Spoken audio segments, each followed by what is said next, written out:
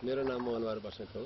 म यो जिल्लु सिंचाई पोखरीको अध्यक्ष हुँ र यसमा सबभन्दा ठुलो देन जिल्ला सिंचाई कार्यालयले पुर्यायो र यहाँको जनताहरूको ठुलो एउटा मार्गबाट मान्छेहरू अलिकति परिवर्तन भएको छ, जसमा के गरी भने अघि हामी चाहिँ यही मन्दिरमा ढुङ्गा छ, त्यो ढुङ्गामा बास बसेर राति त्यसरी बसेर पानी चाहिँ चुरेर अथवा के गरेर दुने दिवान दुःख पाउँथ्यौँ।